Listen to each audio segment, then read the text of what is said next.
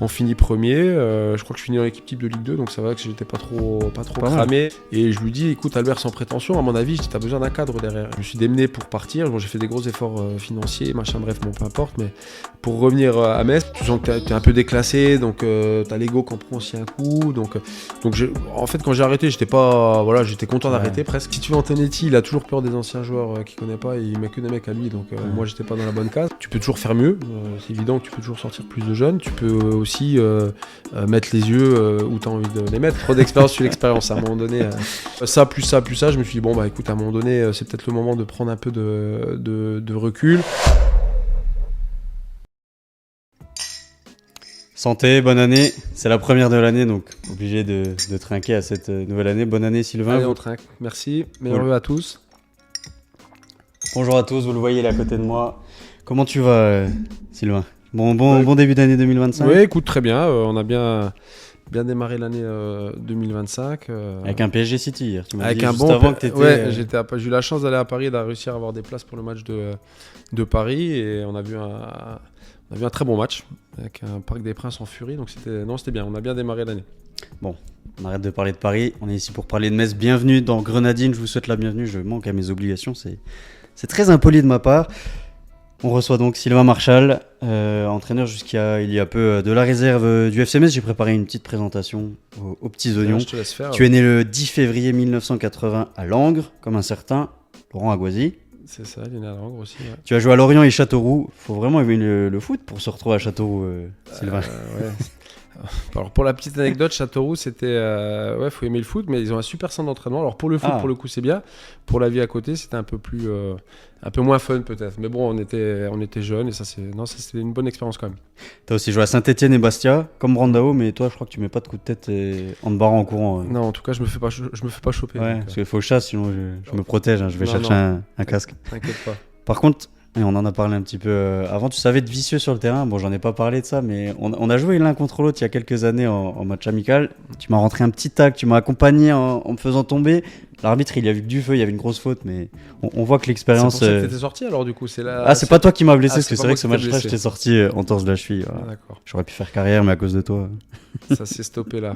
Non, vicieux, pas vicieux, mais, mais engagé parfois. Voilà, l'expérience. Tu vois, l'expérience, le petit geste qui va bien. Faut compenser tes lacunes, donc il faut essayer d'être un peu plus malin des fois. Ouais, c'était ta principale qualité alors.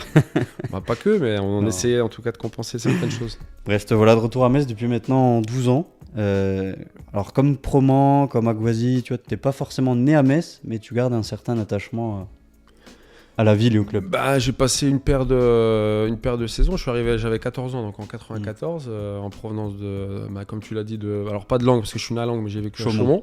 Donc j'ai passé mes premières années de foot à Chaumont. Je suis arrivé au centre de formation en 94 à 14 ans. J'ai joué mes premiers matchs en pro à Metz jusqu'en 2004. Face à trop de charisme, j'ai été obligé d'enlever l'image au montage. La première carte SD a planté au tournage. La vidéo revient plus tard dans l'émission. On passe en mode podcast, je vous mets une photo de Sylvain. Bonne écoute. Mais c'est pas Sylvain ça. Donc j'ai passé mes premières années de foot à Chaumont. Je suis arrivé au centre de formation en 94 à 14 ans. J'ai joué mes premiers matchs en pro à Metz jusqu'en 2004, année où je suis parti justement à Châteauroux, où j'ai été prêté à Châteauroux. Donc ça fait déjà une dizaine d'années. Ensuite pendant une dizaine d'années, je suis parti, comme tu l'as dit, sur Lorient, Bastia, Saint-Etienne, etc.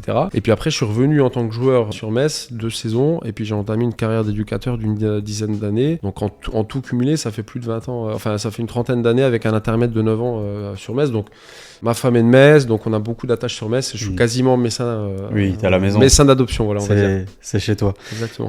Tu l'as dit, début à Chaumont, t'étais déjà défenseur à l'époque ? Alors j'ai la particularité, contrairement à beaucoup de joueurs, d'avoir toujours été défenseur. Alors peut-être parce que souvent c'est attaquant en recul. Souvent en recul, moi j'ai toujours joué derrière. Tu pouvais pas beaucoup reculer. Après il y avait gardien. Je pouvais plus reculer. Non, j'ai joué parfois au milieu défensif, mais j'étais beaucoup défenseur. Et donc voilà, j'ai fait toute ma formation chez les jeunes de derrière. Puis après j'ai enchaîné derrière aussi à Metz. Donc j'ai été toujours plutôt sur un profil défensif.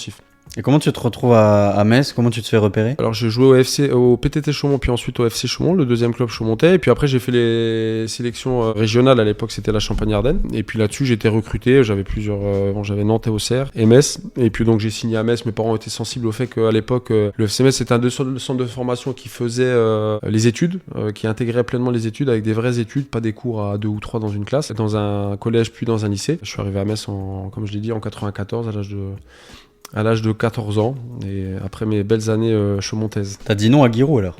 J'ai dit non à Giroud et Nantes. Bah, je te dis, le truc, c'est qu'à l'époque, c'était des bons centres de formation, mais là, ils avaient une scolarité qui était à l'interne du centre de formation, c'est-à-dire que t'étais, alors c'était plus pratique pour les entraînements parce que t'avais pas les transports, etc., mais tu sortais jamais du centre. Ouais, en fait. tu restais qu'entre footeux, tu restais qu'entre pas trop footeux, ouvert au... et donc tu voyais personne d'autre et tout. Et puis bon, moi j'ai rencontré ma femme au lycée, donc j'ai bien fait d'avoir la scolarité à l'extérieur, et puis même dans mon idée de comment dire, de la vie en général, je préférais aller à l'extérieur, sortir du centre un peu. Tu te retrouves vite en réserve au cours de ta formation. C'était la suite logique. Pour toi, c'était tout tracé. Comment ça s'est passé un peu ce passage U17, U19, réserve? Alors pour la petite anecdote que peu de personnes savent, c'est que je suis arrivé à l'âge de 14 ans, comme je te l'ai dit, et j'étais jamais parti chez mes parents. Et j'avais du mal à partir de chez mes parents. J'avais un peu le cafard, etc. D'ailleurs, mes grands-parents, quand j'ai signé à Metz, ils m'ont dit mais comment tu vas faire pour, tu vas pas pouvoir tenir, etc. Et donc on fait le stage de préparation à l'époque à Ouni. En moins de 15 ans, c'était d'ailleurs le papa de Greg Leca qui était le coach, et je me casse le bras au bout de 3 ou 4 jours sur le premier match amical, donc au bout d'une semaine. Donc, je suis rentré chez mes parents parce que j'étais blessé, mais autrement sans ça je m'étais dit je fais le match amical et je reviens plus parce que j'avais un peu le cafard, etc. Et au final je me suis cassé le bras, j'ai fait la préparation pendant que les autres faisaient la préparation, je suis rentré chez moi, je suis revenu en septembre, et petit à petit je me suis intégré au groupe, j'ai fait des connaissances, etc. Et puis petit à petit je me suis intégré, donc j'ai fait ma première année avec les U15, et après j'ai enchaîné assez vite avec les U17, et j'ai eu la chance d'être pris en équipe de France tout de suite sur ma deuxième saison au FC Metz. Équipe de France U16. Équipe de France du coup U17, je pense que... Après c'était les catégories U15, c'était pas tout à fait pareil, mais c'était en 95 ou 96, donc c'était U16 ou U17. Donc l'équipe de France m'a donné aussi confiance en moi, parce que quand tu viens comme c'était mon cas, de Haute-Marne, t'arrives dans un gros club et tout, tu connais pas trop, je passe d'un entraînement par semaine à un centre de formation. Donc au départ, la première année, j'étais peut-être un peu timide et tout, et après la deuxième année, l'équipe de France, ça m'a donné confiance. Et puis aussi au niveau du club, t'es vu différemment, ce qui fait que j'ai effectivement enchaîné assez vite avec l'équipe réserve, je pense sur la deuxième année peut-être, 96 ou 97, un truc comme ça. Et puis de là, après ça s'enchaîne finalement sans que tu saches trop comment. T'es en réserve, du coup t'es un peu entre guillemets coté au niveau du club. L'équipe de France se poursuit, etc., etc. Et puis bon, ça aboutit après à une signature de contrat pro à l'âge de 19 ans, quoi, à peu près. C'est vrai que finalement, chez toi, c'est quand même le mental qui a primé. Parce que j'entendais aussi une interview c'était Florian Thauvin. Moi, il y a eu d'autres joueurs aussi qui en parlaient, mais récemment, j'ai vu celle de Florian Thauvin chez Zach Nani, pour ceux qui connaissent. Ouais.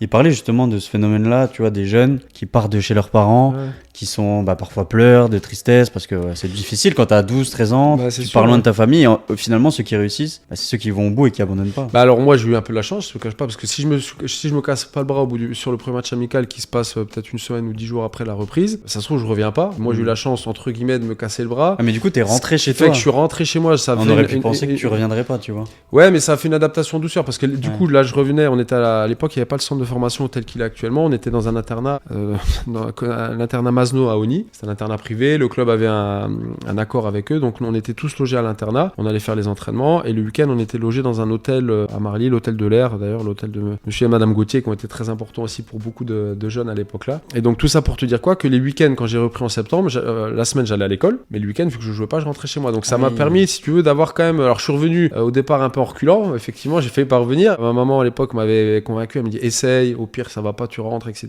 Donc, le fait de venir 3-4 jours sur la semaine d'école, après, tu sais que tu rentres le vendredi, donc tu rentres, tu reviens, etc. Et ça a fait une adaptation, je dirais, vraiment en douceur. Et par rapport à ce que disait Flo Thauvin, c'est vrai que passer, comme je te disais, moi, de ma Haute-Marne, où t'es chez tes parents, t'as un entraînement par semaine, à tout de suite le centre de formation, t'es à l'internat, malgré tout, il y a des exigences, il y a des entraînements, c'est une grande ville, etc.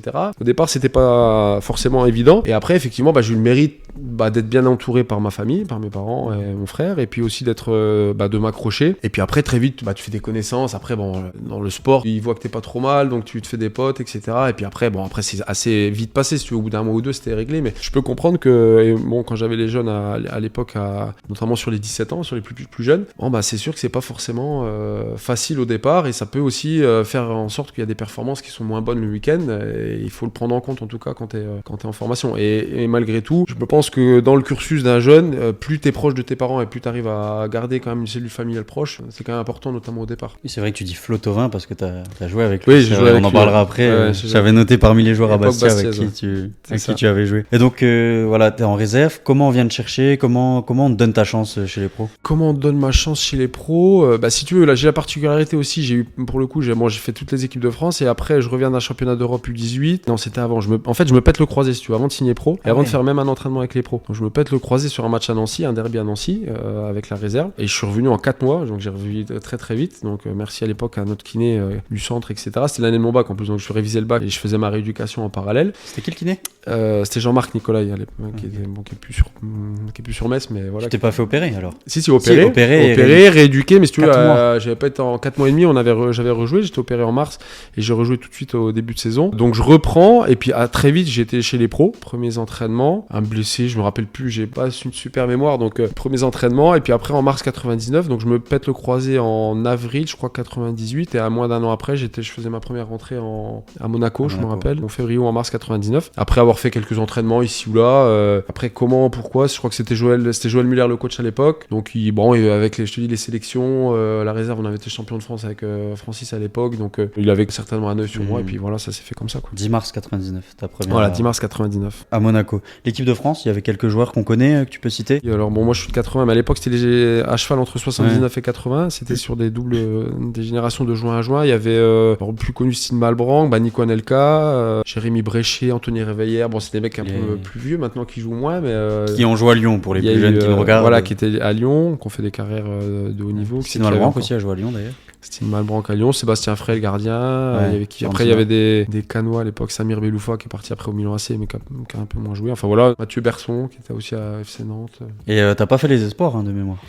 Il me semble que j'avais pas vu. Non, j'avais une sélection que j'ai pas pu faire parce que je me suis blessé. Alors je sais pas si on y reviendra après, mais donc j'ai démarré assez vite en pro et après j'ai eu énormément de blessures. Je crois que je calculais l'autre fois avec ma femme et les enfants, sur les 3 premières années de contrat pro, donc sur mes 36 premiers mois, j'ai dû être blessé 24 mois. Donc pour te donner un ordre d'idée. Faites des soirées calcul de blessures alors. Ouais, non mais on discutait tu veux de lancer des carrières et que c'était pas facile et je dis tu vois. Ah oui, parce que tes enfants sont joueurs, ça va. Voilà, donc du coup, je dis tu vois, moi au départ j'ai eu beaucoup de blessures. 24 mois sur 36. Ouais, et donc je devais aller en espoir et je me pète la cheville à Lens, je me fais une honte qui m'a arrêté d'ailleurs quasiment un an. Et donc au final, non, pas de sélection espoir. J'ai fait des U16 ou U18, 2 championnats d'Europe, U16 et U18, mais pas de sélection chez les espoirs. Dommage. C'est comme ça. C'est la vie. Monaco, on en parlait. J'ai regardé la feuille de match. Il y avait des sacrés noms en face. Ludovic Giuli, David Trezeguet, Willy Sagnol. Bon, t'es rentré que 3 minutes, mais ça devait faire quelque chose quand même de se retrouver en face de ces mecs-là. Surtout, ça me faisait doublement quelque chose parce que j'avais eu, je me rappelle, je m'étais mis la pression toute la journée parce qu'à l'époque, t'avais l'équipe, le journal qui existe toujours, mais en papier, puis on regardait forcément. Et j'étais annoncé titulaire dans l'équipe le matin. Et on faisait pas de mise en place la veille, donc c'était mélangé. Et je pensais démarrer en fait, si tu veux. Donc je m'étais mis le stress et au final, je suis rentré qu'à la fin 5-10 minutes quoi. Je crois qu'on fait 0-0. Mais j'en garde plutôt un bon souvenir. C'était la première en pro. 3 apparitions cette saison-là. T'as démarré un petit peu en douceur. J'ai même noté que même les saisons qui ont suivi, t'as pas forcément eu beaucoup de matchs. C'est ce que je te dis, j'étais tout le temps blessé en fait. Je crois que j'ai fait 3-6-9 j'ai fait une quinzaine de matchs en 3 ans. 3-6-9, c'est ça. En plus t'es jeune, donc quand tu te blesses, tu reviens, tu repasses par la case réserve un match ou deux, tu reviens, tu commences à retrouver un bon niveau, tu fais 2-3 apparitions, tu te reblesses. Je te dis, j'ai eu le ligament de la cheville, le croisé, le ménisque, une fracture de fatigue. Bon voilà, j'ai énormément joué si tu veux de 15 à 19 avec les sélections. C'est vrai qu'on n'avait pas à l'époque, t'avais pas de repos, etc. Donc tu jouais, tu partais en équipe de France, tu revenais, tu jouais, machin, etc. Donc bon, puis j'étais quand même assez costaud physiquement et j'étais tout en forme. Puis quand t'es jeune, tu veux jouer, donc j'ai certainement tiré un peu sur la machine et puis du coup j'ai eu le contre-coup. Ouais, je pense que c'est lié parce qu'après du coup tu te remémores. Je pense que mon premier appartement aussi il y a moins de notions de diététique, de sommeil, de ci, de là. Donc je pense que j'étais pas, sans faire des trucs de fou, mais tu te couches un peu plus tard, tu manges un peu moins bien, etc. Donc moins ton poids de forme, tu prends 2 kilos de plus, t'es un peu fatigué, etc. Là, tu t'entraînes avec les pros, c'est plus dur. Et ce qui fait qu'au début, j'ai eu effectivement beaucoup de mal à me lancer.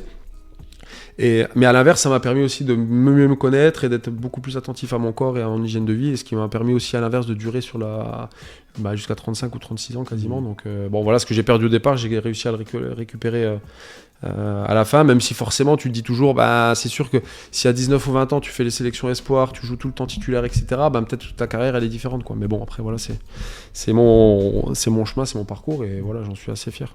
C'est bien, c'est un bon message pour les jeunes en tout cas, tu vois, aussi ceux qui regardent, et même s'il y a des joueurs qui regardent, tu vois, de se dire, t'as la petite prise en main, le premier appart, tu vois, c'est des détails en fait auxquels on pense pas forcément. Alors, mais la somme des détails fait que le haut niveau c'est dans le détail, donc ça j'arrête pas de le dire, mais après ils ont moins d'excuses maintenant parce que t'es quand même beaucoup sensibilisé, avec internet, les clubs ont malgré tout fait beaucoup d'efforts sur tout ce qui était il y a des staffs plus étoffés, on les sensibilise sur la diététique, sur le sommeil, etc.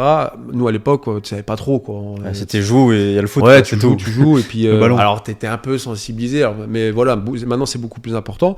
Mais c'est vrai que quand t'as 18-20 ans, tu te sens un peu invincible, tu te dis c'est des conneries, c'est pas parce que je vais dormir 1 heure de plus ou que je vais manger plus tôt, etc. Et le haut niveau, c'est quand même dans ces détails-là. Pour être performant sur la durée, il n'y a pas de secret. Il faut être capable de...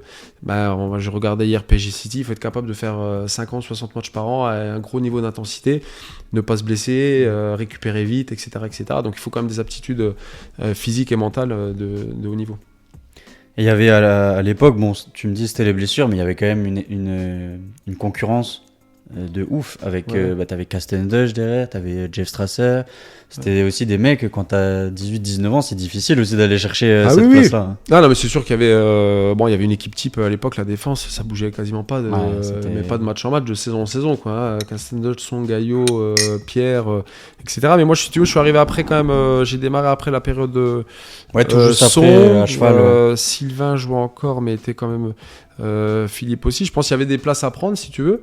Alors peut-être qu'il y avait une concurrence, mais bon, il y avait quand même de la place, et je pense que sans blessure j'aurais enchaîné les matchs, quoi. Bon, après voilà, ça fait partie de mon cursus, quoi.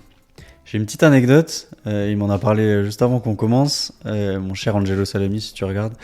Il m'a parlé d'un poster, alors on n'est plus sûr de la saison, mais tu pourras peut-être nous confirmer, est-ce que tu aurais été rajouté au montage sur la photo d'équipe? Alors c'est peut-être en 99-2000. C'est possible, parce que je te dis... Parce que t'avais pas fait la j'étais photo, opéré à cette époque-là, c'est possible, c'est possible. Okay. C'est possible que j'ai été rajouté en médaillon, peut-être, c'est possible. Angelo, t'as la confirmation. Non, on a rigolé juste avant. Possible, c'est marrant qu'on te rajoute parce qu'il me disait qu'à l'époque, comme c'était beaucoup moins bien fait, ça se voyait, quoi. Ouais, c'est possible. Mais je l'ai peut-être à la maison dans mes cartons. J'aurais dû t'en parler avant, tu l'aurais ramené. Ouais, j'aurais pu te le ramener. On aurait regardé ensemble. À tes débuts, il y avait aussi en face des joueurs qui ont débuté leur carrière, des joueurs qui ont fait des sacrées carrières. Je pense à Didier Drogba, je pense à Ronaldinho. Anelka, t'as joué avec en équipe de France aussi. Ouais. Et contre après à Paris. Quel souvenir tu gardes de ces confrontations-là? C'était des... j'ai un très bon souvenir, c'est ma première titularisation en championnat à Saint-Symphorien. J'avais fait à l'époque Intertoto, quand on avait joué au West Ham et tout, quelques matchs sur la préparation. Et après, je crois que mon premier match titulaire, il est contre le Stade de Rennes. Il y avait Shabani Londa, je sais pas si tu te rappelles, qui jouait après au PSG, qui était un des meilleurs attaquants du championnat de France. Et puis à l'époque, c'était marquage individuel, quoi. Donc je l'avais pris au marquage, j'avais fait un très bon match. Et donc ça reste un bon souvenir. Après, effectivement, il y a eu Drogba quand il a démarré à Guingamp et quand il était à Marseille. Il y a eu Benzema à Lyon, à Lyon. Il y a eu Ronaldinho au PSG. Il y a eu des bons attaquants. Après, t'as tes arguments. Sur le coup, tu réfléchis pas trop, et puis tu fais ton match, et puis t'essayes d'être le meilleur possible. Mais après, il y a eu ça reste des bons souvenirs, parce que j'aimais bien, j'étais plutôt bon dans les duels, donc ça me permettait de me confronter à ce qui se faisait mieux, et j'étais quand même plutôt au niveau. Après, il y a eu Ronaldinho où ça avait été un peu plus compliqué. On en rigole justement avec mes enfants, et il y avait Greg aussi qui avait pris aussi une petite Greg Promo, on s'était pris la petite spéciale Ronaldinho, donc là c'était plus compliqué, mais non, tu joues des tops attaquants mondiaux, c'est super intéressant, quoi. Ronaldinho, ça devait être quelque chose quand même. Ça devait être intéressant. Et c'est vrai que Benzema par la suite aussi, je l'avais noté. Donc toi, au final, ta première véritable saison aboutie, pleine, c'était seulement ta 4e saison. Ça arrive tard, et en même temps pas tard, parce que tu restes un jeune joueur. Quel souvenir aussi tu gardes de cette première saison-là? j'ai aussi envie de dire que quelque part, peut-être à l'époque, est-ce qu'on n'était pas plus patient aussi quand on avait des blessures, pas forcément sa chance. Tu vois, j'ai le sentiment aussi que dans le foot actuel, si t'es jeune et que t'es bon, et que t'as un minimum la cote, si tu joues pas, bah il faut aller ailleurs, tu vois. Ouais, bah après il y a un peu les deux. Moi, si tu veux, j'ai eu la chance de signer pro assez jeune, à 19 ans, et j'ai signé 5 ans à l'époque. Donc finalement, la signature de 5 ans, même si t'étais blessé, bah t'étais sous contrat. Je pense que malgré tout, le club comptait tout le temps sur moi parce que quand je revenais, j'étais plutôt bon. Donc ils disaient à un moment donné, ça va enclencher. Bon, au bout d'un 2-3 ans, bah tu sens que les mecs ils se disent bon, bah putain, à un moment donné, il va falloir que. Puis bon, moi pareil, que t'enchaînes et tout. Et effectivement, j'ai dû enchaîner, je crois, ma première saison pleine à 22 ou 23 ans dans ces eaux-là, peut-être. Ou je crois que c'est l'année où on descend pour le coup. C'est ça. Ouais, je crois que c'est l'année où on c'est ça, descend. Où là, moi personnellement, 2001, 2002. ça m'a permis quand même de. Je crois que c'est une année où je commence à faire plus de 15 ou 20 matchs, un truc comme ça. Mais par contre, collectivement, c'est la période où le club commence après post vice-champion et tout, donc c'était des saisons un petit peu plus compliquées, donc on descend et après on avait enchaîné par la saison de Ligue 2, on est remonté tout de suite. Donc la saison de Ligue 1, moi à titre individuel j'enchaîne un peu plus de matchs, je suis moins blessé, mais par contre on descend. Donc, tu mets ton premier but quand même à Rennes. Ouais, ça doit être ça contre Rennes, c'était Rennes face à Rennes, mais c'était à Metz. Ouais, c'était à Metz, premier but contre Rennes. Quel souvenir c'était... Bon, j'étais content. Après, moi, si tu veux, Victoire 3-1 en plus. On gagne 3-1. Moi, j'ai jamais été, si tu veux, comme premier match, premier contre un pro et tout. Bon, ça me paraissait un peu la suite logique. Moi, j'étais content, forcément. Tu as marqué, t'es content. Mais bon, voilà, ça faisait partie c'était normal, entre guillemets. Ça faisait partie du job, quoi. Il fallait être bon. Et puis là, pour le coup, marquer, ça fait partie. Quand t'es défenseur, de temps en temps, t'as le droit de temps en temps de marquer 1 ou 2 buts. Ça fait du bien, quoi. Et donc cette première année un petit peu mitigée parce que individuellement tu dis bon c'est pas mal, je suis sur la bonne direction mais on descend. Et puis la deuxième année par contre on avait fait une saison pour le coup avec beaucoup de jeunes du centre, beaucoup de générations, donc un super souvenir. On était tous ensemble, on gagnait les matchs, même si le début a été compliqué, mais on avait fait une bonne saison collectivement avec la montée. Sur le dernier match, là pour le coup contre Guignon, je me rappelle bien qu'il faut gagner pour monter, on gagne 4-0. Donc voilà, là pour le coup c'était un bon... cette deuxième saison pleine pour moi et avec la montée au bout, c'était un très bon souvenir. Les jeunes, c'était génération Renoir et tout, du coup. Non, c'est plutôt c'est plus génération comment il s'appelle, John, Jager, Steph Morizot, Boriconi, Proman, exact. Qui avait d'autres. Voilà, après il y avait dans les autres joueurs. On avait devant Adebayor et Niang, et Robert Mamad en Niang en janvier. Manu qui démarrait ses premiers matchs avec nous. On avait une bonne équipe. Il y a Bagrego au milieu qui a fait une super saison, il a fait je sais plus combien de passes D. Borby il avait marqué plein de buts de la tête. Oui, c'est vrai. Steph Morizot et moi on jouait derrière avec Borby, je crois à 3 derrière. Est-ce que Franck y jouait Signorino? Peut-être, je sais plus. Peut-être. Je crois qu'il jouait. Et à droite qui c'était je sais plus qui jouait à droite. Mais ouais, on avait une équipe, on avait une bonne équipe. Ludo Butel et Agassa dans le but. Beaucoup de jeunes. Mario Espartero au milieu, qui c'est qu'on a Patricio D'Amico. Ouais, du mal à se lancer. Je crois que Jean Fernandez pète un plomb après un match à Valence où on va jouer à Valence, on est 15e, je crois, et il nous pourrit. Et puis derrière, on avait enchaîné, on monte sur le dernier match. Donc, ouais, non, c'était Eric Asli qui jouait devant aussi. Et qui a joué à Sarreguemines et tout ça. Qui a joué en...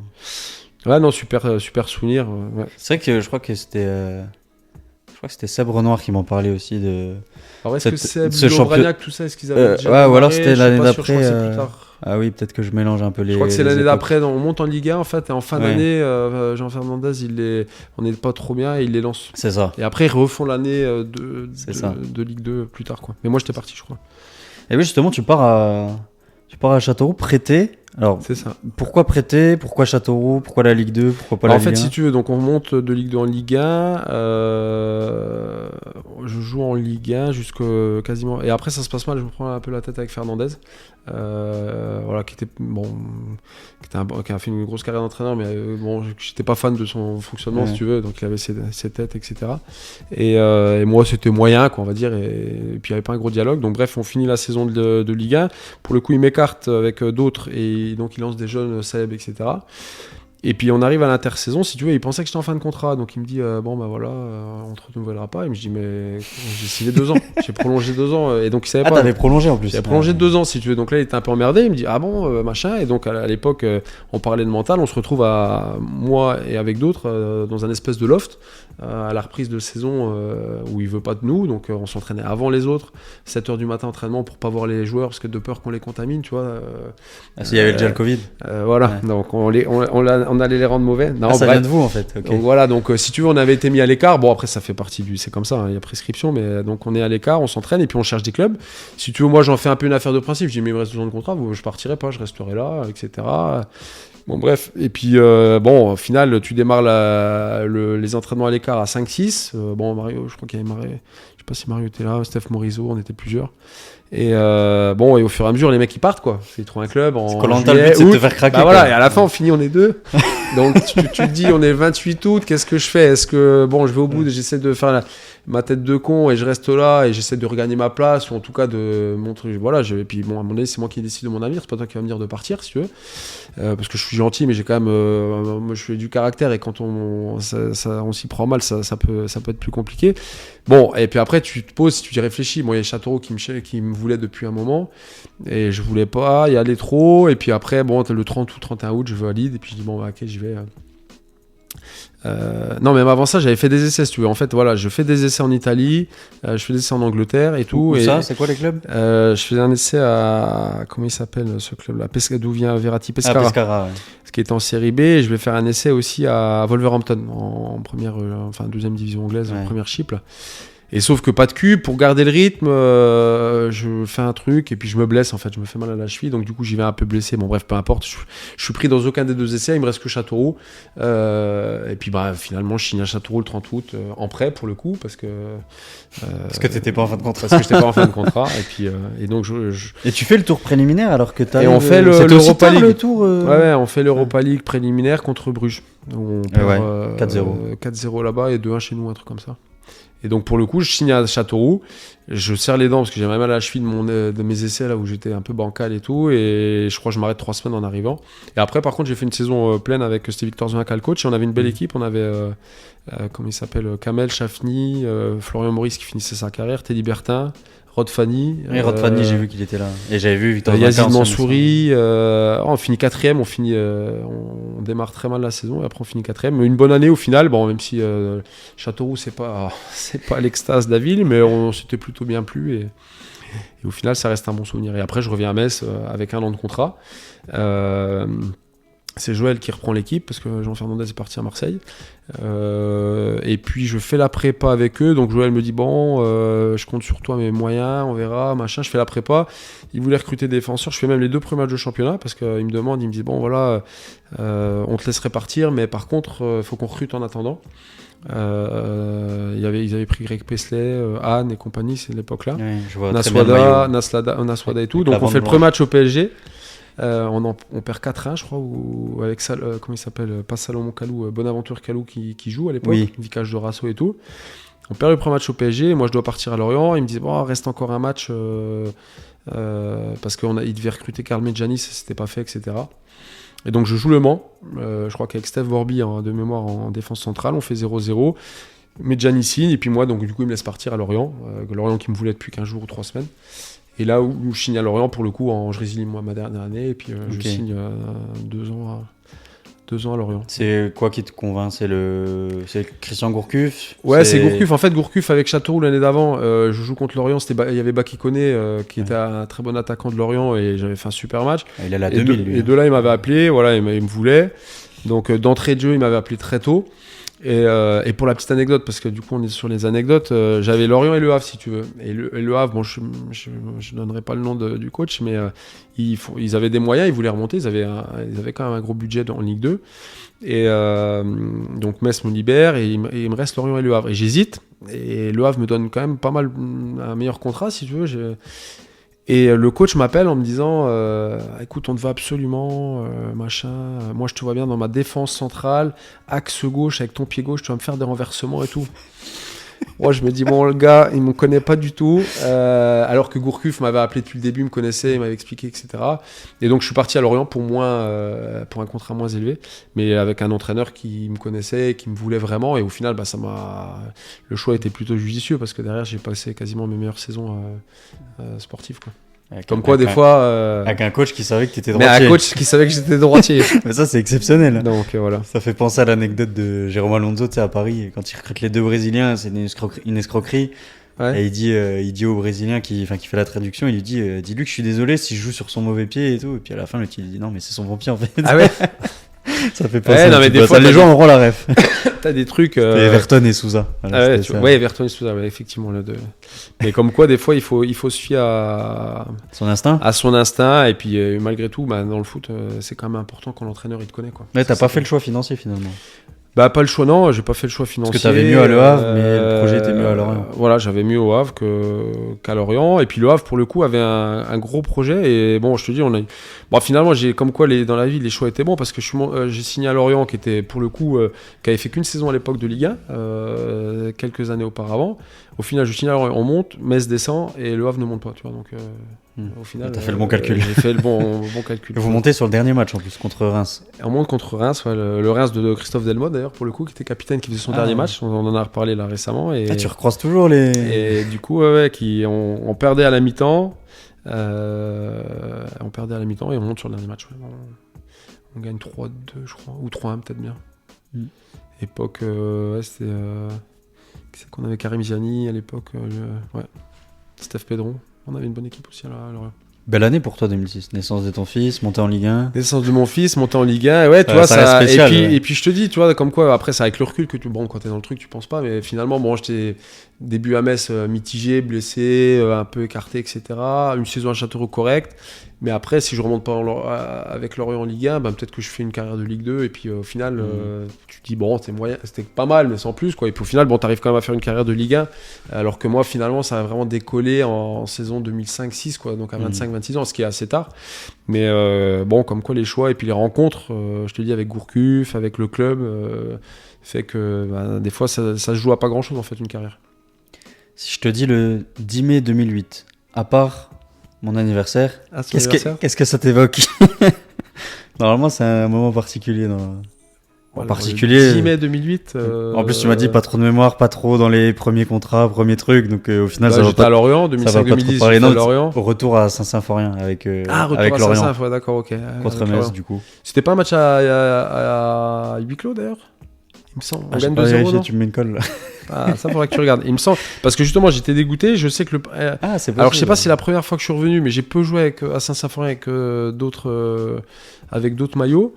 Mais je me rappelle que j'avais été déçu parce que je me suis dit putain, je reviens à Metz et il y a pas le public. Et j'essaie de regarder. Je sais pas si c'est ce match-là. On gagne 2-0. C'était époque Jeff Strasser et tout, c'est ça? Je crois qu'il était encore là, oui. Ouais, écoute, alors à 90%, c'était un match à huis clos. Je crois que le club avait dû être. Le stade avait dû être suspendu ou un truc comme ça. On va vérifier ça en direct. Pensez pendant que je cherche, à vous abonner et à laisser des petits commentaires si vous passez un bon moment avec. Nous, on en passe un bon. Hein. Moi, c'est croustillant, les anecdotes, j'adore. Donc, c'était en mai.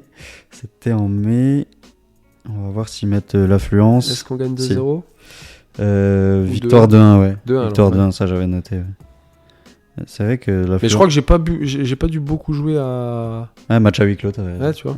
Tu vois, ta mémoire n'est pas si mauvaise. J'ai quand même une bonne mémoire, oui, non, j'ai quand même plutôt une bonne mémoire. Donc, retour à Saint-Symphorien, effectivement. Ouais, bon, finalement, pas un moment de ouf. Pas un moment de ouf, parce que t'es content de revenir, mais voilà, au final, c'est Saint-Symphorien sans le public, c'est moins fun, quoi. Alors en 2009, t'as j'ai vu ça dans un article, c'était un article de West France, t'as cette blessure en 2009 à la cheville. Tout à fait, ouais. Et tu parlais aussi de staphylocoque doré. Qu'est-ce qui s'est passé à staphylocoque blanc, exactement. Ouais, en fait, blanc, en fait, c'est tout con. Je rentre de l'entraînement, tout se passe bien, etc. Je me rappelle, là pour le coup, j'ai une très bonne mémoire, je me rappelle très bien. Je me mets sur l'ordi. Et je me lève pour aller faire la sieste et je peux plus marcher. Et une douleur à la cheville, mais un truc de malade. Je dis putain, j'ai trop mal et tout. Je dis qu'est-ce que c'est que ça et tout. Je montre à ma femme. Et effectivement, j'enlève ma chaussette, j'avais la cheville, mais elle avait doublé de volume. Je dis putain, c'est quoi? Est-ce que j'ai pris un coup? Est-ce que je me suis fait une entorse? Mais je dis putain, j'ai rien eu et tout. Et j'ai eu le réflexe d'appeler le doc du club, si tu veux. Je dis putain, voilà ce qui se passe, voilà ce qui se passe. Et lui, il a eu le bon réflexe. T'as vu, direct, il m'a fait faire une prise de sang. Et on a vu que j'avais effectivement une infection. Les globules blancs étaient, je sais plus, c'est très haut, très bas, mais enfin, peu importe. Infection, etc. Et donc très vite, il a mis le processus en place. J'ai été et je suis allé à l'hosto, à l'hôpital. J'ai été opéré. Je crois qu'il m'a envoyé à Brest à l'époque. Enfin, j'ai été opéré le lendemain, quoi, très vite. Et effectivement, j'avais chopé un staphylocoque.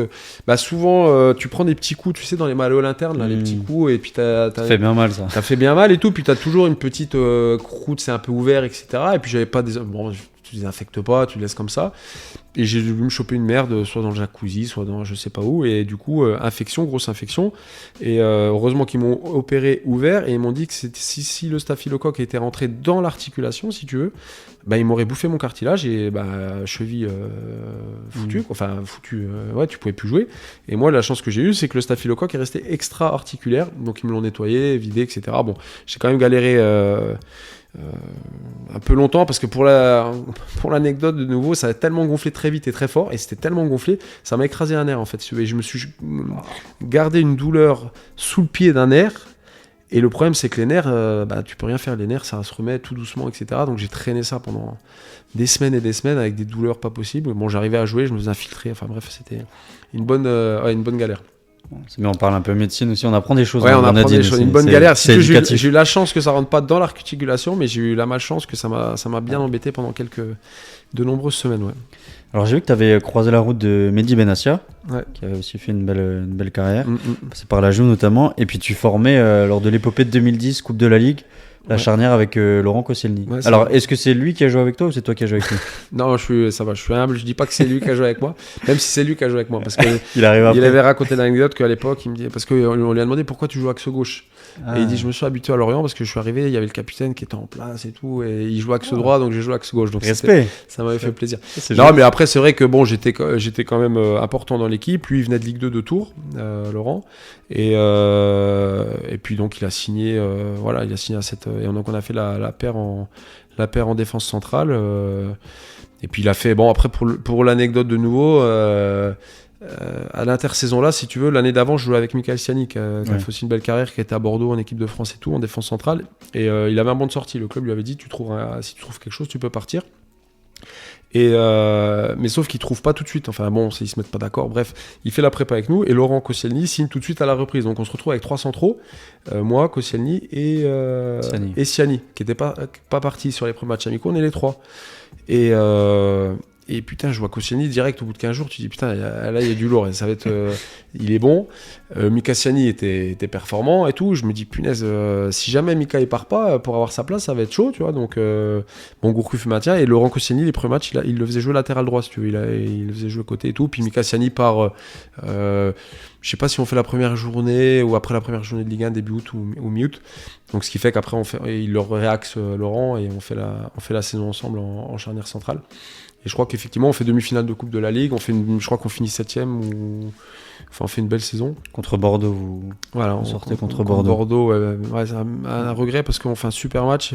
Je crois qu'on prend un rouge ou un truc comme ça et c'est dommage parce que je pense qu'on avait vraiment une belle équipe. Il y avait Amalfitano, Kevin Gamero. On avait vraiment une très belle équipe. Fabrice Abriel au milieu. Jérémy Morel, Christophe Jallet, Fabien Audard dans le but. Franchement, on avait une équipe. D'ailleurs, on avait battu Lyon, Paris et tout. On avait fait des bons matchs. Et il nous a manqué un tout petit chouille pour vraiment aller un peu plus haut, quoi. Ouais, il y avait une belle petite équipe. Hein. En quoi il t'a fait progresser, Christian Gourcuff? Il m'a fait En fait, si tu veux, c'est difficile à expliquer. Alors, je sais qu'il est assez clivant, il y en a qui aiment bien, il y en a qui aiment pas, etc. Moi, je dis pas que c'est... Mais si tu veux, par rapport à moi, ce que j'avais besoin, et au moment où je l'ai rencontré, c'était exactement ce que j'avais besoin. C'est-à-dire que c'est un entraîneur qui est assez... comment on appelle ça, qui parle pas énormément mais qui est quand même plutôt agréable, il sait rigoler, etc. Et qui a une vraie comment on appelle, c'est très structuré ce qu'il fait tactiquement, défensivement, offensivement, on sait ce qu'on doit faire. Les entraînements c'était top, tout avec des jeux de possession. Enfin voilà, moi en tout cas ça correspondait exactement à ce que je voulais. Alors je sais qu'avec d'autres joueurs c'était moins bien, mais moi il m'a fait progresser, comme je te dis. C'était des choses que j'avais en moi, et quand que je sentais, tu vois, des fois quand je jouais des matchs, on était mal organisé, je me dis putain, toi tactiquement c'était moins poussé à l'époque, c'était marquage individuel, et puis t'avais pas trop de bloc haut, hauteur de bloc, pressing, pas pressing, tu faisais un peu à l'instinct, quoi. Honnêtement, c'est pas pour dénigrer mes premiers coachs, mais c'était beaucoup plus ouvert, je dirais, tactiquement. Mais je chantais, moi, des fois, je me dis putain, il y a des trucs là, on est mal placé, il manque ci, il manque ça. Et en fait, quand je l'ai vu, en fait, il a mis des mots sur tout ce que j'avais dans ma tête. Et moi, pour moi, ça a été vraiment une révélation, dans le sens où je me suis dit putain, c'est exactement ce qu'il veut qu'on fasse, c'est exactement comme ça que je vois le foot. Et finalement, on a passé 5 ans où on n'a pas beaucoup échangé, parce que il est pas très expressif, moi non plus, donc il y avait un espèce de respect mutuel. Il me cassait pas la tête, et moi j'aime pas quand on me casse les couilles quand je joue et quand on est toujours derrière moi. Donc il me cassait pas la tête, il me faisait mon truc, moi je gérais le vestiaire, je gérais etc. Et ça a roulé comme ça pendant 5 ans. On a passé vraiment 5 belles années, quoi. Départ à Saint-Etienne. Pourquoi tu choisis Saint-Etienne ? Est-ce que quelles autres options t'avais, et pourquoi tu choisis Saint-Etienne ? Bah, j'arrive en fin de contrat, ils veulent que je prolonge Lorient. Bon, ça faisait 5 ans, donc je me disais soit pour le coup tu prolonges et quasiment tu finis presque là-bas, on va dire, en gros. Il y avait Marama Verua qui partait, il y avait on était quand même un peu sur une fin de cycle, oui et non, parce que c'était Loïc Ferry venait de reprendre le club, donc je me dis ça peut être pas mal. Et Saint-Étienne m'approche. Saint-Étienne, ça reste quand même Saint-Étienne. Dans ma tête, je me dis putain, le Chaudron. Parce qu'ils venaient de faire 17ème. Ouais, ils étaient sur 2 années compliquées. Donc eux, en fait, leur stratégie, c'était ils recherchaient 4-5 mecs un peu expérimentés pour encadrer des jeunes. Donc ils avaient pris, ils me prennent moi, ils prennent Laurent Batles, ils prennent Carlos Bocanegra, qui est international américain, et ils prennent Albin Ebondo. Donc le projet, c'était ça. C'était 4-5 mecs cadres pour encadrer les jeunes, parce qu'on vient de faire 2 saisons de merde. Et en face, tu avais Lorient qui disait bon, nous, on est sur un nouveau projet, nouveau propriétaire, on veut se développer, etc. Et en fait, ce qui a fait pencher la balance, Saint-Etienne, un gros club quand même, donc j'hésitais. Et le gros truc, c'est que Lorient passe en synthétique. C'est la période où ils ont enlevé l'herbe et ils passaient en synthé. Moi, j'avais quand même des problèmes. Bon, j'étais opéré, comme je t'avais dit, du croisé à 18 ans. J'ai fait toute ma carrière avec le genou un peu bancal. Et je me suis dit, si je joue sur synthé, je pense que ça va pas être terrible. Donc, synthé s'est imposé assez vite. Il y avait Nancy aussi à l'époque. C'était à l'époque Pablo Correa qui m'avait sollicité. T'as hésité ? Dis-le devant les gens. J'ai hésité parce que je me suis dit, ça me permet de revenir à Metz. Enfin, il m'avait même dit, j'ai eu Pablo, il me dit, tu peux rester habiter à Metz, ça me dérange pas, etc. Bon, j'avais acheté ma maison là, etc. Donc j'ai hésité, mais après, porter le maillot de Nancy, alors même si ça peut se faire, on peut porter le maillot de Nancy et Metz, mais je me sentais pas porter le maillot de Nancy. Donc Saint-Étienne en face, voilà. Donc j'ai plus senti Saint-Etienne, et puis j'avais rencontré c'était Christophe Galtier qui commençait qui avait repris l'équipe les 6 mois d'avant en cours de saison après Perrin. Je l'avais rencontré, ça s'était bien passé, et puis donc j'avais eu un bon feeling. Et puis je regrette pas, parce que Saint-Etienne, ça reste quand même de tous les clubs que j'ai fait, moi ça reste mais c'est particulier parce que c'est mon club formateur et mon club de cœur, mais ça reste avec une dimension autre, quoi. T'as 3 ou 4 journaux hebdomadaires, t'as des supporters partout, enfin c'est un club vraiment avec une retombée nationale, et c'est une super expérience, ouais. Donc t'as choisi Saint-Étienne à cause d'un Saint-Étienne. Saint-Étienne, exactement, tout à fait. Donc Geoffroy Guichard, c'était quel souvenir? Geoffroy Guichard, c'était top. C'était franchement quelque chose. Quand t'es joueur, t'as cette ambiance. C'est top. Et puis donc comme tu l'as dit, on fait les 2 premiers. Enfin, j'arrive dans un club qui avait fait 2 saisons 17e, mais avec des bons joueurs. Ils avaient pris Matuidi, Payet, Kevin Mirallas. Aubameyang, il est arrivé après, mais les saisons où ils font 17e, si tu veux, en fait leur stratégie, c'était de prendre des très jeunes joueurs à potentiel trading, c'était des machins, on les revend, mais sauf qu'ils n'avaient pas personne, il n'y avait pas pour les encadrer, etc. Donc ils ont galéré. Il y a eu un Ben Alouane, Moustapha Bayalsal, enfin bref. Donc ils n'arrivaient pas. Des saisons très compliquées. Premier entraînement, j'arrive à l'Etra, écoute, 1500 personnes, des banderoles, bougez-vous le cul cette année, si vous êtes dernier, machin, tout. Ils avaient ramené, pour l'anecdote, des sachets de McDo, je crois, parce que il me semble qu'il y avait, c'était pas Bafé Gomis qui était passé avant, qui venait de partir, mais et puis ou Dimitri Payet qui avait pris du poids. Enfin bon, bref, il y avait grosse pression. Donc tu dis, oh punaise, la saison, on a intérêt de bien partir. Et au final, on fait un départ canon. On est premier au mois de novembre. Payet est appelé en équipe de France. Il met 11 ou 12 buts, il met une dizaine de buts tout de suite sur le début de saison. Et Et on gagne le 100e derby. Moi, premier derby contre Lyon que je fais, on va gagner à Lyon au mois d'octobre. Ça faisait je sais pas combien d'années que Saint-Étienne n'avait pas gagné, donc un super début. Et puis globalement une belle expérience, quoi. Après, tu passes à Bastia. Est-ce que déjà tu penses à tes dernières années de foot? Pourquoi tu fais ce choix-là aussi? Si tu veux, j'arrive donc Saint-Étienne, je te dis la première année. La première année, je fais une vingtaine de matchs. La deuxième année aussi, je joue beaucoup. J'ai même le brassard une paire de fois quand Loïc Perrin est blessé. Et puis j'arrive en fin d'année, il me reste 1 an de contrat. Bon, je sens que j'ai 32 ans. Après, Christophe Galtier me dit bon voilà, tu peux rester, il y a aucun souci. Moi, je compte sur toi. Bon, par contre, on peut pas s'engager pour te prolonger ton contrat parce qu'on va voir ce que ça donne, etc. Bon, ce qui était pas déconnant si tu veux. Et puis en parallèle, j'ai Bastia qui vient de monter. Bastia dans ma tête, c'est aussi un peu Bastia, le public. Ça faisait 10 ans qu'ils n'étaient pas en Ligue 1. La ferveur, j'avais d'autres clubs mais ça me parlait pas. Et puis il y a Fred Hans qui m'appelle à l'époque et qui me dit voilà, nous on est promus, on a envie de refaire une équipe, etc. Bon, il y avait Jérôme Roten, il y avait toi Philou, il y avait quand même des joueurs Thauvin. Flo Thauvin, mais qui n'était pas encore connu, mais tu vois, il y avait quand même toi Philou, Joren Roten, toi Philou, Jérôme. Ils avaient 3-4 mecs un peu et puis ils disent ils vont faire une belle équipe et on te propose 2 ou 3 ans de contrat, donc je signe 2+1 je crois. Bon, tu vois, après à 32 ans, je me dis, malgré tout, tu vas à Bastia, tu vas quand même au soleil. J'avais jamais vu le soleil de ma carrière, ou pas beaucoup. Un plus long contrat, un projet intéressant, un coach qui te veut, une équipe que je me dis, ça va être quand même pas mal. Donc, du coup, j'ai vu avec Saint-Étienne, ils sont pas opposés à mon départ, et puis voilà, ça s'est fait comme ça, quoi. Tu as joué notamment cette année-là, j'avais noté les débuts du PSG version QSI. Ouais, c'était comment Zlatan au marquage? Écoute, on fait c'était costaud. 4-0 et 3-1. 4-0 et 3-1, on fait pas une super. C'était début de saison, il faisait chaud au mois d'août. Alors on arrive à, je crois qu'à 1h30 avant le match, on va reconnaître le terrain, 20 000, ou 18 000, je sais pas combien il faisait le stade à Furion à l'époque, mais stade blindé 1h30 avant le match, donc une ambiance de folie, etc. Bon, nous on est chaud comme de la braise et tout, on en prend 3 quand même, donc ou 4 même, je crois, ouais. Donc match compliqué, c'était un peu difficile. Zlatan c'était costaud, et puis après la saison avec Bastia, pour revenir sur ça avait été une bonne saison, on finit 10e je crois, 12e.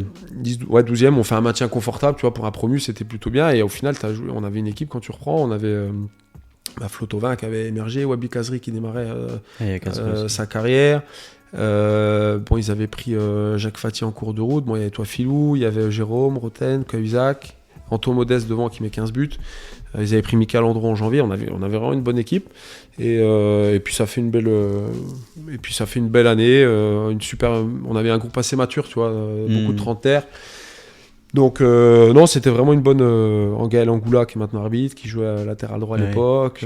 Gilles Chauny, Julian Palmieri aussi. Donc, on avait une belle équipe. Ouais. Et d'ailleurs, Palmieri, Chopin, tu le retrouves à Metz la saison d'après. À Metz l'année d'après. T'avais d'autres. Tu pouvais pas aller à l'étranger pour finir? Comment ça se fait que tu finis ta carrière à Metz? J'ai eu une grosse opportunité. J'ai longuement hésité d'aller à l'étranger. C'est quand j'avais Beşiktaş qui me voulait à l'époque Lorient. Et qui me proposait un beau contrat sur 3 ans, et ma femme était enceinte du 2e, si tu veux. À l'époque, la Turquie c'était un peu moins quand même démocratisé que maintenant, t'avais des mecs impayés et tout le bordel, donc je me suis dit ça m'avait pas trop botté. Et puis j'avais eu 1 ou 2 clubs à l'époque, comment on appelle, Saint-Étienne, au moment où je pars à Bastia, mais pareil, c'était des clubs ukrainiens, c'était des clubs un peu Shakhtar, non? Non, c'était je sais plus comment il s'appelle ce club. Dnipropetrovsk? Non. Dynamo Kiev, Dnipropetrovsk? Non. J'en connais pas d'autres. Je sais plus comment. C'est un club qui était dans les 7 premiers, j'ai regardé, mais bon, je me voyais pas partir clairement. Et puis après, pour l'Angleterre, un peu trop petit, ce qui revenait tout le temps, c'était trop petit en taille, en défense centrale. Et puis l'Allemagne, j'ai jamais eu de proposition, quoi. Donc fin de carrière à Metz. Donc après, je finis ma saison à Bastia, il me restait encore 2 ans de contrat, et pour le coup, j'ai Greg qui m'appelle Proman, qui me dit écoute, eux ils venaient de monter de national en Ligue 2. Et lui il arrête. à ce moment-là, je crois. Greg arrête. Ouais, il arrête. Ouais, Greg arrête parce qu'il a la possibilité d'aller avec la réserve de Caen. Et il me dit voilà, Albert cherche le club cherche et puis Albert il cherche un central et tout. Et puis moi Metz, j'avais toujours ce petit goût d'inachevé de ma premier passage. Je me suis dit bon, j'ai été blessé, j'ai pas été très bon et tout. Petite revanche. J'avais envie de revenir et tout. Le club monte en Ligue 2 est quand même un beau projet. Puis voilà, le truc de te dire bon, je suis un peu ancien, je vais transmettre mon club formateur, nanana, et puis d'anticiper aussi une reconversion. Et donc du coup, pour le coup, ça n'a pas été facile parce que Fredand voulait absolument que je reste. Et bon, je me suis démené pour partir. Bon, j'ai fait des gros efforts financiers, machin, bref, bon, peu importe. Mais pour revenir à Metz, et bon, du coup, je suis revenu à Metz en Ligue 2 et Jérémy Choplin, je crois en fin de mercato. Signe là. Il signe l'année d'après. Je crois l'année là, il était avec toi. Ouais, donc il signe en cours de mercato, voilà, c'est ça. Moi, je signe tu lui manquais trop, en juillet et il m'a appelé, il me dit non, mais après, je crois que Albert me dit Choplin, machin et tout, et puis ça se fait comme ça et il vient finir. Et on fait la charnière avec et puis Guido aussi, je crois qu'il y a Milan qui était dans le truc aussi. 28 buts encaissés, c'était pas mal. C'est pas beaucoup, non? Ouais, c'est pas mal. C'était bien. Ouais, non, on avait une ça bonne fait moins d'un but par match. Ouais, on avait une bonne défense. Ouais, il y avait beaucoup de jeunes en plus. C'est les débuts de Ebouna, Bounassar, Cornet, Thibaut Vion qui était revenu. Voilà, Thibaut Vion. Diafra Sacco. Diafra, ouais, on avait quelques. T'avais Kev, le jeune, et comment il s'appelle? Et Romain, Rocky. Yo Carasso dans le but. Diaf, Sacco qui fait une super saison. C'était Diafra, Yeni et Bouna, tout ça devant. Ouais, on finit champion, je crois, non? Oui. On finit premier. Je crois que je finis dans l'équipe type de Ligue 2, donc ça va que j'étais pas trop cramé, même si voilà, mais t'étais un peu sur la fin quand même. Mais ouais, non, ça fait un bon souvenir. Tu reviens, tu montes, et puis c'était bien. Après, malheureusement, t'arrives pas en Ligue 1 à faire la saison complète. Bon, tu te blesses en avril. En fait, la saison de Ligue 1, ça a été merdique. Ouais, bon, elle s'est mal passée, si tu veux. Je me blesse un tout petit peu au début. Après, Albert m'enlève. Après, il me dit, ouais, tu comprends, machin, il y a Guido. Et je lui dis, écoute, Albert, sans prétention, à mon avis, je dis, t'as besoin d'un cadre derrière. Et bon, moi, alors, c'est sûr que j'allais moins vite. T'étais un peu plus vieux, quoi. Mais je dis, t'as besoin d'un cadre, à mon avis, pour faire ta saison. On est promu, etc. Ce qui a marché à Bastia. Vous aviez pas mal de mecs d'expérience. À un moment donné, il faut quand même un minimum d'expérience et tout. Et bon, après, voilà, pour X ou Y raison, il l'a pas fait.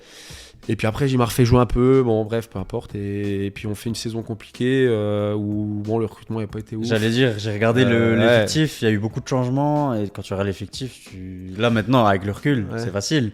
Tu regardes l'effectif, tu dis, mais ça peut pas se maintenir, ça. Si tu veux, ça peut pas se maintenir. C'était pas cohérent. Tu vois, Albert, il aimait bien l'attaque rapide, contre-attaque, vitesse devant. Ils prennent Juan Falcon, qui était un pur buteur dans la surface. Donc, ça n'a rien à voir avec le style de jeu qu'on avait fait même en Ligue 2. On s'était planté sur le recrutement et puis du coup ça a malheureusement pas collé et puis on descend et puis moi là-dessus je me blesse un peu je crois que février ou mars en deuxième partie de saison et puis voilà et puis après à un moment donné tu te dis écoute faut laisser la place aux jeunes, je suis un peu cramé et puis voilà même si c'était quoi la blessure? J'avais mon problème de genou et puis je me suis refait mal donc après il aurait fallu que je me fasse réopérer mais sans garantie de revenir, etc. Bon après à un moment donné t'as 35 ans je crois, je me dis bon est-ce que je reforce pour refaire 2 ans? Bon en plus avec Metz je suis pas sûr que ça c'était parce que j'aurais il me restait je crois 1 an encore en Ligue 2 parce qu'on descend, il me reste 1 an, j'ai la possibilité de faire 1 an ou pas, en fait c'était un accord donc soit on se mettait d'accord avec le président, donc soit je repoussais 1 an en Ligue 2 mais c'était pas sûr que le club il comptait forcément sur moi, fallait partir, autrement fallait repartir. Bon à un moment donné tu te dis écoute je pense que j'ai fait mon temps et il faut laisser la place donc j'ai arrêté là-dessus quoi. Parce que tu avais essayé de revenir hein. Et c'est seulement en 2016 que tu annonces que... j'ai essayé de reprendre et puis finalement j'ai toujours un peu mal, etc. Donc après t'es plus performant quoi. Et donc en parallèle, c'est là que tu avais un petit peu préparé aussi ta reconversion. Parce que On parle aussi, tu vois, des fois un peu de la mort du footeux. Des fois, Ouais. c'est un peu brutal, tu vois, ça vient de façon assez abrupte. Comment toi, tu l'as vécu ce phénomène-là? Bah sur le coup, j'en avais un peu marre en fait. Je te dis, bah tu finis, t'es un peu blessé. Bon après, tu sens que t'es un peu déclassé, donc t'as l'ego qui en prend aussi un coup. Donc en fait, quand j'ai arrêté, j'étais content d'arrêter presque. Tu te dis bon bah voilà, c'est le moment, j'ai fait ce que j'avais à faire, etc. Donc en plus en parallèle, bon je m'étais mis d'accord avec le président pour entamer une reconversion, passer mes diplômes d'entraîneur, etc. Donc je partais sur autre chose. Donc j'ai pas eu forcément cette petite mort là tout de suite. T'avais plus déjà ça- la tête à... Ouais, t'avais déjà le la tête truc, ailleurs. tu te dis t'enchaînes en fait. Donc moi, vu que j'ai enchaîné, t'as pas le temps de te reposer. C'est plus après où tu te dis avec le recul, joueur de foot c'est quand même exceptionnel et c'est ce qu'il y a de mieux, c'est top. Donc c'est plus avec le recul, tu te dis tiens, est-ce que finalement j'aurais peut-être pu faire un an de plus, est-ce que ça aurait été bien. Bon, après voilà, c'est mon parcours il est comme ça, et je regrette pas. Mais du coup j'ai pas eu quand j'ai arrêté pour revenir à ça.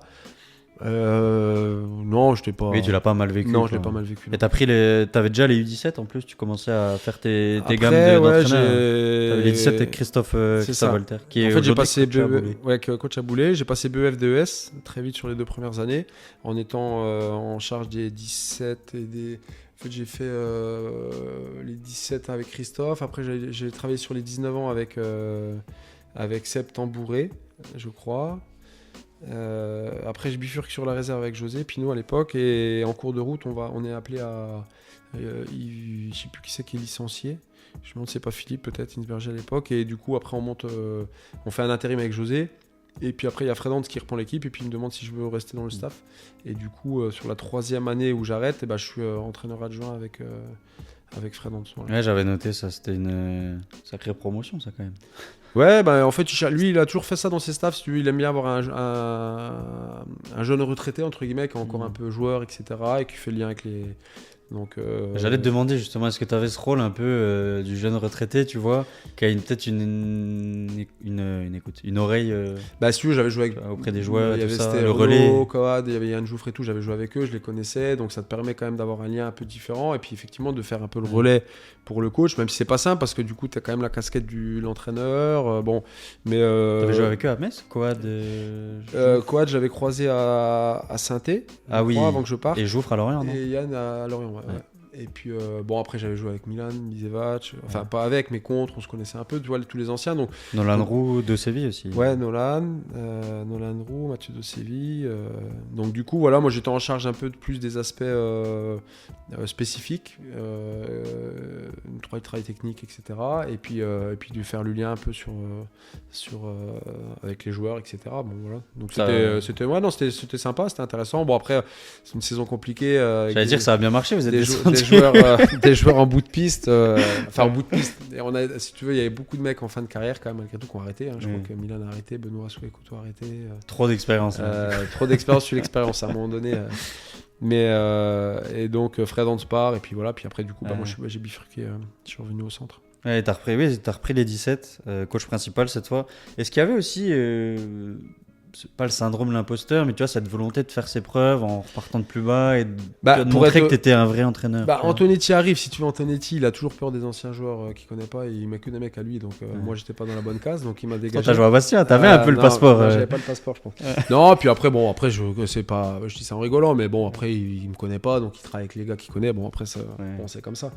Et puis moi ça me permettait, si tu veux, d'être en responsabilité de faire mes preuves, et puis comme tu dis, de montrer que voilà, que tu peux entraîner, que tu fais donc voilà. Après au départ t'es toujours un peu j'étais pas très content. Il se trouve que le club dit bon bah ouais, mais c'est Antonetti, il arrive, c'est lui qui décide. Bon ok, après c'est soit tu pars ou soit tu fais, et puis bon finalement je regrette pas parce que ça m'a permis quand même d'apprendre pas mal de choses, et puis de bosser avec les jeunes, c'est toujours intéressant. Et est-ce que tu as vu une différence par rapport à ton époque, à toi, tu vois, dans la mentalité, je sais pas, auprès des jeunes, vraiment, par rapport à toi, ce que tu avais vécu, est-ce que tu as vu vraiment Honnêtement, moi, j'ai pas, ce qui a vraiment changé, c'est l'environnement, si tu veux, les parents, les agents, etc. Projet Mbappé, entre guillemets. Ouais, voilà, ils sont tous entourés, etc. Après, les gamins, honnêtement, c'est des bons gamins, généralement. Oui. Moi, sur les 10 ans que j'ai bossé, enfin, sur les 6, 7 ans, 8 ans que j'ai fait la formation, Alors, t'as toujours des casse-couilles, mais globalement, les gamins, c'est des bons gamins. Après, des fois, faut être dur avec eux, des fois, faut être plus pédagogue, etc., etc. Mais globalement, dans la mentalité, ils sont un peu plus peut-être impatients qu'avant. Ouais. Il faut qu'ils comprennent. Ah ouais, mais pourquoi on fait ci? Ce que je disais tout à l'heure. Nous, avant, tu nous disais tu fonces dans le mur pendant 10 fois. Tu fonçais dans le mur. Quoi. Tu te posais pas la question. Maintenant, tu fais un exercice. Limite, le gars, il faut qu'il dise ouais, mais, par rapport à moi, mon protocole, qu'est-ce que c'est bien, etc. Donc, il faut être plus dans l'explication, etc. Mais après, moi, je garde des bons souvenirs parce que avec les jeunes, ça s'est toujours très bien passé. Toi. Donc, tu disais, les parents, les agents, c'est quoi? C'est des petites pressions? Pourquoi tu fais pas jouer un tel? Même les agents, oui, si tu le fais pas jouer mon joueur. Non, c'est pas forcément dans ce cadre-là. C'est plus ça arrive plus avec la direction. Tu vois, avec le directeur du centre, il y a des appels, machin, etc. Mais c'est plus les agents, il faut bien qu'ils justifient leur salaire, donc ils débriefent les matchs après avec les joueurs, ils leur font des montages soi-disant, ils les envoient voir des préparateurs physiques soi-disant, etc. par rapport à ce qu'ils ont besoin. Donc si tu veux, alors que bon, il y en a qui connaissent, mais il y en a qui connaissent sur rien aussi, donc ils leur font faire des trucs qui font pas forcément adaptés, ils leur tiennent un discours qui est pas forcément adapté, et du coup, tu peux, en fait, si tu veux, ça met peut-être plus en galère le coach. Nous, on est préservés parce qu'ils viennent pas nous casser les couilles, mais par contre, tu as la possibilité pour les joueurs des fois de leur faire tourner un peu la tête en disant mon agent, il m'a expliqué que mon conseiller, mon ci, mon là. Je joue pas, il m'a dit que je devais partir. Voilà, alors c'est bien de s'interroger si tu veux, c'est bien d'être entouré parce qu'il faut l'être malgré tout, ça c'est un aspect positif, mais il faut que ça reste déjà être entouré par des gens compétents, c'est la première des choses, ils le sont pas tous, et ensuite quand même faire confiance malgré tout aux gens de terrain qui sont là. On a quand même à l'époque on avait t'avais quand même Greg Proman, Laurent Aguazi, moi t'as eu Bertrand Antoine, Sébastien Muet, t'as quand même des mecs compétents si tu veux qui avaient soit été pro, soit qui avaient du vécu, etc. Bertrand Barbier qui était sur la préparation physique, très compétent. Mika Mitri sur les gardiens, t'avais de la compétence si tu veux dans les staffs, donc faut écouter un petit peu les gens qui t'entourent au quotidien, et parfois ça a pu créer des crispations avec certains jeunes, et du coup eux les ralentir dans leur progression, c'est plus ça en fait. Et dans la formation il y a aussi ce truc de parfois c'est pas que le résultat qui prime, c'est plus la progression des joueurs. Est-ce qu'on t'a laissé travailler dans ce sens-là aussi avec les 17? Oui, globalement ça va. Après, il y a une année, vous aviez pas de championnat en plus, je crois, il me semble. Ouais, après il y a eu les années Covid, donc on a fait des matchs amicaux, c'était vachement intéressant. Après, non, les résultats. Après, c'est toujours ce fameux discours. Mais bon, à l'inverse, quand t'as pas de résultats, on dirait tiens, qu'est-ce qui se passe? On n'a pas de résultats, machin, etc. Donc c'est un peu de la flûte quand même. Hein. Les résultats, ils sont quand même importants. Mais à l'inverse, si t'as des bons joueurs et des mecs qui sont à potentiel, logiquement les résultats ils sont cohérents, tu vois. Alors après, effectivement, là où il peut y avoir un différentiel dans un centre de formation, c'est que si tu joues un peu moins la compète, le jeune tu vas le faire bosser un peu plus, il va peut-être être fatigué le week-end, donc il est peut-être un peu moins performant, donc au lieu de finir peut-être premier ou deuxième, tu finis troisième ou quatrième. Ça oui, ça peut exister, mais les résultats ils sont quand même dans le viseur des clubs, parce que les dirigeants, alors ça dépend lesquels, mais souvent ils regardent le résultat le lundi et puis ils disent tiens, on a gagné en 17, on a des bons joueurs, on a perdu en 17, ils sont pas bons quoi. La caricature, et c'est là où je pense que beaucoup de clubs ont un gros travail à faire, c'est dans la direction. Ça manque peut-être de dirigeants qui ont une vision et qui ont vraiment un œil foot quoi. Donc, et qui regardent pas que le résultat lundi. Pas que le résultat. Alors je dis pas que c'était ça chez nous, hein, mais malgré tout c'est aussi un aspect qui est quand même. Mais n'importe quel supporter du FC Metz il regarde, il dit putain en 19 ça marche bien, vous êtes premier, alors que ça se trouve t'as que des deuxièmes années et t'es au taquet, tu joues et les mecs tu les entraînes pas, tu leur fais pas faire de spécifique ou tu leur fais pas développer athlétiquement, et au final peut-être dans 2 ans ils seront moins performants, mais ils ont l'impression que tu vois, c'est toujours ce truc là qui est difficile à expliquer, ce que je peux comprendre, hein, parce que de l'extérieur tu regardes, tu te dis ils ont l'air pas mal ou pas. Et après tu retournes en réserve, donc adjoint de la réserve à partir de 2021. Déjà pourquoi ce choix, puis quel rôle tu avais, parce que là aussi c'est la réserve, c'est vraiment en fait le bout de la piste, c'est la dernière ligne droite pour ces jeunes-là qui peuvent avoir soit leur rêve qui se réalise, soit leur rêve brisé, donc tu as aussi ce rôle aussi. Si j'avais fait 3 ans, j'avais fait un cycle 3 ans avec les 17 en responsabilité, donc après un peu avec Sébastien Aliri, avec Bertrand Antoine, on avait les 17 nationaux, les 18 terrains, Bertrand s'occupait. Donc ça s'était très bien passé, et moi j'aspirais à autre chose si tu veux, Et donc je voulais un peu évoluer, enfin, et puis voir un peu si le club était dans cette logique-là. Et à l'époque, c'est Sébastien Muet qui reprend la formation. Ouais. Et, Qui a fait qu'un an, je crois d'ailleurs. Qui a Après, fait il est parti qu'un à an, ouais, Monaco. voilà. Et donc Seb me dit, bon bah écoute, on a moi j'aimerais te mettre en responsabilité de la réserve en fin d'année. Il me dit, bon bah voilà, au mois de mai, juin, il me dit, écoute, on cherche un coach pour la réserve, si tu veux prendre la réserve. Je dis, bah écoute, ouais, si tu veux, moi ça peut m'intéresser. Et puis époque Antonetti, donc pour le coup... Je souris parce que je sais ce qui arrive. Et il aime bien travailler avec des gens qu'il connaît, bon, ce que je comprends, mais moi il me connaissait toujours pas visiblement. Et donc du coup... ça faisait un moment qu'il était là. Ouais, mais on n'était pas sur les mêmes terrains, donc c'était difficile d'échanger. Et donc du coup, il prend Steph Saillant. Et donc Seb m'appelle, machin, putain, je suis emmerdé, etc. On m'impose un peu Steph Saillant. Donc voilà, encore une fois, tu arrives sur des choix, tu dis allez vous faire en foutre et puis je me casse, ou alors tu dis bon bah écoute, j'avale une couleuvre, une troisième ou une quatrième couleuvre, et après j'ai bossé avec Steph et ça s'est super bien passé parce que humainement c'était quelqu'un de bien. Bon voilà, on a après chacun sa méthode, mais ça s'est plutôt bien passé et je fais l'année avec Steph. Et puis voilà, et après Steph est amené à partir en Arabie Saoudite, je crois, et puis je reprends l'équipe réserve l'année d'après. En N2 il y a 3 ans, enfin 3 ou 4 ans, je sais plus.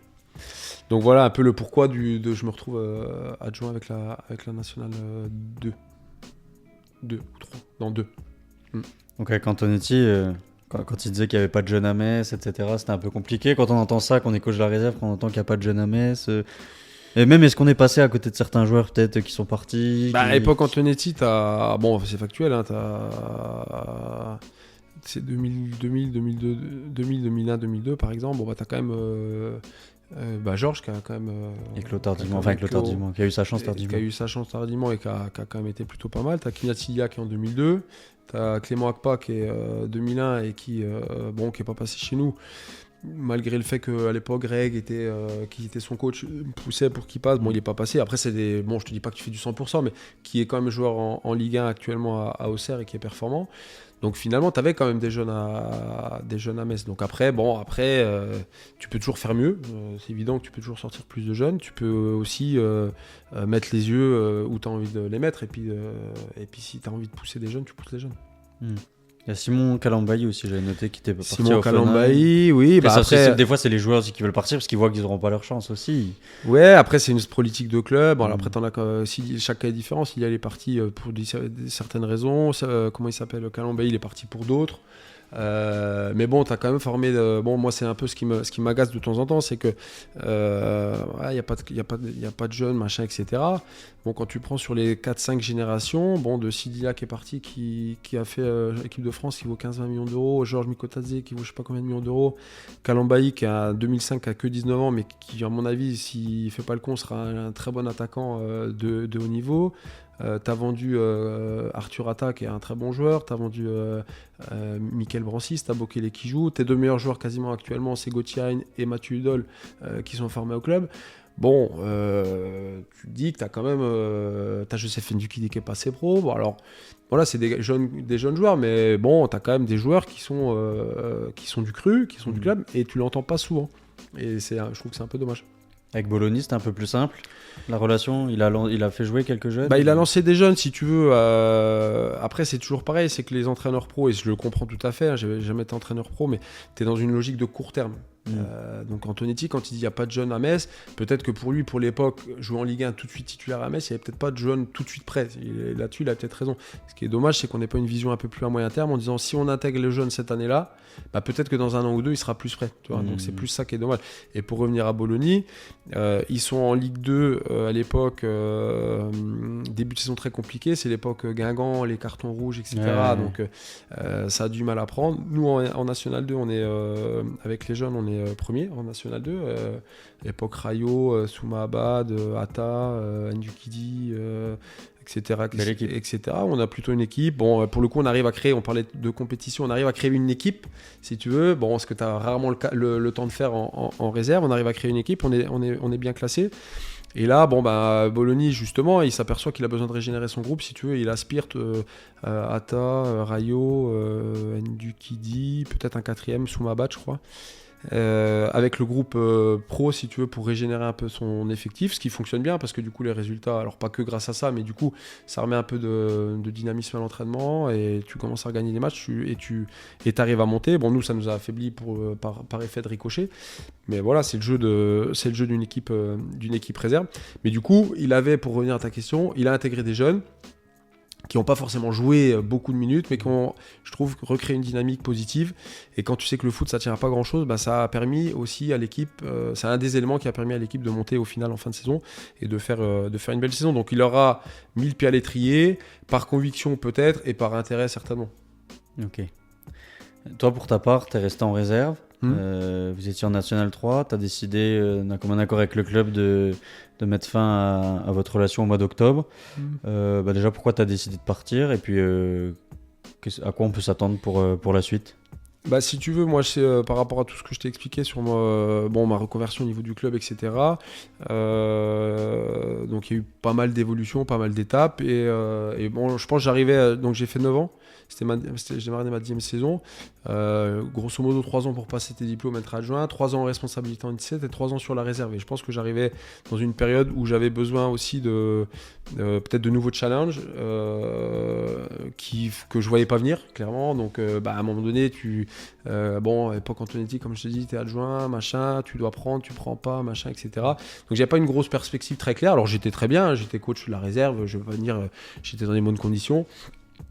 J'aurais pu forcément y rester, mais je voyais pas forcément de perspective d'évolution très claire et très précise de la part du club. Donc ça, c'est le premier élément. Le deuxième élément, c'est que du coup, j'ai mes enfants qui ont fait leur cursus depuis les U10, U11 au club, et qui arrivaient en bout de piste, si tu veux, dans le step de la réserve. J'ai eu le grand l'année dernière en coach. Et pour plein de raisons, c'est pas simple de coacher ses enfants et d'être en responsabilité dans le club dans lequel il y a tes enfants, parce que t'as toujours des personnes pas forcément bien intentionnées qui vont dire oui, mais parce que si, il est là, parce que ça. Donc si tu veux, ça, plus ça, plus ça, je me suis dit, écoute, à un moment donné, c'est peut-être le moment de prendre un peu de recul. Et puis, d'une part, de laisser mes gosses faire leur truc à eux de leur côté, sans le poids du papa qui est en tant que coach. Et puis, deuxièmement, à un moment donné, quand tu vois pas forcément de signaux du club, tu te dis, c'est peut-être tout simplement, ils n'ont pas forcément de vision avec moi et que c'est peut-être la vie qui est comme ça. Et je pense que c'était le bon moment de se séparer. Donc voilà, ça s'est fait, je dirais, assez naturellement, dans des bonnes conditions. Et puis ce qui fait que maintenant, je suis ouvert sur d'autres projets. Alors pour revenir, qu'est-ce que l'avenir ?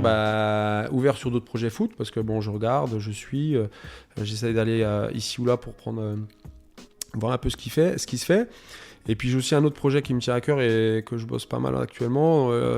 J'ai mon frère qui a une agence immobilière, donc on est sur un projet d'association afin de développer l'agence au niveau local et voir plus. Donc voilà, pour sortir aussi du milieu du foot. Et donc en tout cas pour l'instant que j'ai pas de fonction précise, ça me permet aussi de rester actif. Et puis c'est un beau projet et familial et intéressant au niveau de l'immobilier. C'est un secteur qui m'intéresse, donc voilà, j'ai pas le temps de m'ennuyer actuellement. Donc si on cherche un entraîneur ou une maison, dans les deux camps, voilà, je peux mettre ton numéro en bas de l'écran. Un entraîneur et une maison, les deux sont possibles. Sylvain, merci d'avoir merci à toi de pris le temps de te déplacer. C'était super intéressant, plein d'anecdotes, plein d'histoires à raconter. C'était super intéressant. Je pense que les gens vont aimer cet épisode. Écoute, on essaie de varier un petit peu les époques. On a eu du Fred Mérieux, on a eu du Greg Proman, on a eu des mecs un peu plus jeunes que toi aussi, années 90, Thibaut Bourgeois. On essaie un peu d'amener toutes les époques. Il y a du bon à prendre dans toutes les époques. Oui, c'est ça. Et toi, tu es venu raconter un petit peu ton expérience. Je pense qu'il parlera aussi aux jeunes, tu vois, les blessures, les choix de carrière. La reconversion aussi. Un parcours, je dirais pas linéaire, parce que la vie, elle est pas linéaire, mais un parcours, en tout cas, pour lequel je suis très fier. Quant à vous, vous savez ce qu'il vous reste à faire. Vous abonner, activer la cloche, mettre un petit commentaire. L'anecdote que vous avez préférée, peut-être. Le mot anecdote a été prononcé beaucoup de fois dans cet épisode, et puis tout simplement peut-être nous dire quel souvenir vous gardez de Sylvain au FC Metz. Quant à nous, on se retrouve très bientôt. Je n'ai pas encore la date du prochain épisode, mais on se retrouve très bientôt pour un prochain épisode avec un nouvel invité. Ciao. Salut à tous.